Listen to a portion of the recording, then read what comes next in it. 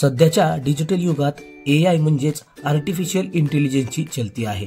आता एआयचा वापर चक्क कृषी क्षेत्रात केला जातोय। बारामती कृषी विज्ञान केंद्राच्या माध्यमातून कृत्रिम बुद्धिमत्तेच्या तंत्रज्ञानावर कृषी क्षेत्रात वापर करताना ऊसाच्या पिकाची यशस्वी लागवड करण्यात आली आहे। यावेळी भविष्यातील शेती कशी असेल याला डोळ्यासमोर ठेवून आर्टिफिशियल इंटेलिजन्सच्या माध्यमातून या शेतीचा प्रयोग ॲग्रिकल्चर डेव्हलपमेंट ट्रस्ट, कृषी विज्ञान केंद्र, ऑक्सफर्ड युनिव्हर्सिटी तसेच मायक्रोसॉफ्ट यांच्या वतीनं यशस्वीने राबवण्यात आले आहे। राज्यातील 1000 शेतकऱ्यांच्या शेतामध्ये प्रायोगिक तत्वावर आर्टिफिशियल इंटेलिजन्सच्या माध्यमातून हे पीक घेण्यात आलं आहे। याची दखल देखील मायक्रोसॉफ्टचे प्रमुख सत्या नडेला यांनी घेतली असून त्यांनी या प्रयोगाचे त्या ठिकाणी कौतुक देखील केले आहे।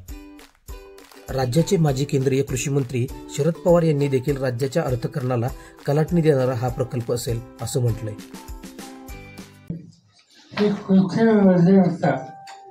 आर्टिफिशियल इंटेलिजन्स याच्या मार्फत कसे सुधारता येईल हा विषय त्याच्यामध्ये लोकसंख्या वाढली, पारंपरिक शेती करण्याची पद्धत आहे आणि दरवेळी शेतीचं प्रमाण हे दिवसेंदिवस कमी असते।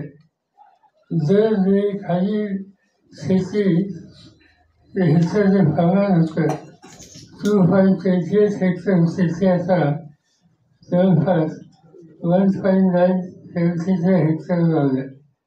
आज फार मोठ्या प्रमाणात जमीन नापिकी होते आणि महाराष्ट्रात उंचीखाली सुपीक शेती हा जमिनीचा वाटा आहे। त्याच्यामध्ये जास्तीत जास्त पीक हे ऊसाचं घेतलं जातं आणि म्हणून ऊस हे अनेक प्रकारे वापरू शकतो। इंधन म्हणून इथेनॉलसाठी वापरू शकतो। आज इथेनॉल चालित वाहनाच्या निर्मितीवर सुद्धा लक्ष केंद्रित गेले आणि त्यामुळे आपल्याला ऊसाचा दर एकरी उत्पादन वाढीच्या गतीचा नाही। आज सरासरी जे उत्पादन 35 ते 40 टन एकरी आहे हे दिसतंय। त्याच्यामुळं शेतकऱ्यांना सुद्धा ऊसाच्या शेतीचा अर्थकारण थोडं अडचणीत होत आहे, त्याचं आर्थिक नुकसान होत आहे। भविष्यातील शेती कशी असेल याला डोळ्यासमोर ठेवून आर्टिफिशियल इंटेलिजन्सच्या माध्यमातून या शेतीचा प्रयोग करण्यात आला। साधारणतः आपण 1000 शेतकरी या प्रकल्पाअंतर्गत निवडलेले आहेत। आतापर्यंत साधारणतः 250हून जास्त युनिट्स आपण शेतकऱ्यांच्या बांधावरती प्रत्यक्ष बसवलेले आहेत।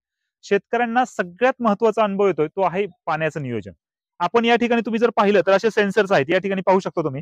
हे सेन्सर्स बघा आता मातीमध्ये बसवलेले आहेत, हे तुम्ही पाहू शकता। हे सेन्सर तुम्ही दाखवू शकता, या ठिकाणी असे मातीमध्ये सेन्सर बसवले। या ठिकाणी एक गेलेला आहे, हा ठिकाणी एक आहे सेन्सर। तर हे सेन्सर मातीमध्ये आहेत। आता हे काय सांगतात की आपल्याला सांगतात की पाणी तुम्हाला कधी द्यायचं आहे, ठीक आहे, पाण्याची पातळी मातीमध्ये किती आहे, म्हणजे हे सगळं नियोजन पाण्याचं आपल्याला जे करायचं आहे या सेन्सरच्या मदतीने आपण करतो आणि ही रिअल टाइम माहिती आपण गोळा करतो मातीमधली आणि ते पुन्हा इंटेलिजन्स वरती आपल्याला कळतं की आपल्याला शेड्यूलिंग कसं करायचंय, इरिगेशन कसं द्यायचंय, किती वेळ द्यायचंय, मोटर किती वेळ चालू ठेवायची आणि ऊसाची गरज किती आहे, हे गोष्टी आपल्याला या माध्यमातून समजतात। या एआय टेक्नॉलॉजीचा आपण इथं स्वीकार केलेला आहे आणि जग संपूर्ण या एआय टेक्नॉलॉजीवर जाणार आहे।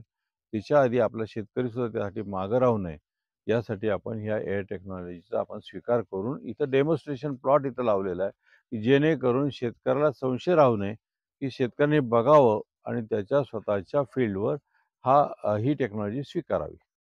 या तंत्रज्ञानामुळे उत्पादन खर्च कमी होऊन शाश्वत शेतीचा मार्ग मिळत असल्याचं मत शेतकऱ्यांनी व्यक्त केलं। या तंत्रज्ञानामुळे काय होतं की तुमची वापसा कंडिशन किती आहे आणि तुम्ही किती वेळ पाणी चालू ठेवायचं आणि किती खतं द्यायचे ह्याचं निश्चित प्रमाण याद्वारे सांगितलं जातं। त्याच्यामुळे खतामध्ये 30 ते 40% बचत होते।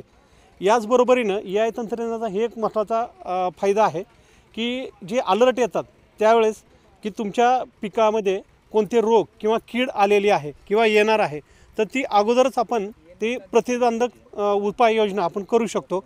आणि कृषी विज्ञान केंद्राच्या माध्यमातून ऊस लागवडीसाठी केलेला एआयचा प्रयोग गेम चेंजर ठरणार आहे।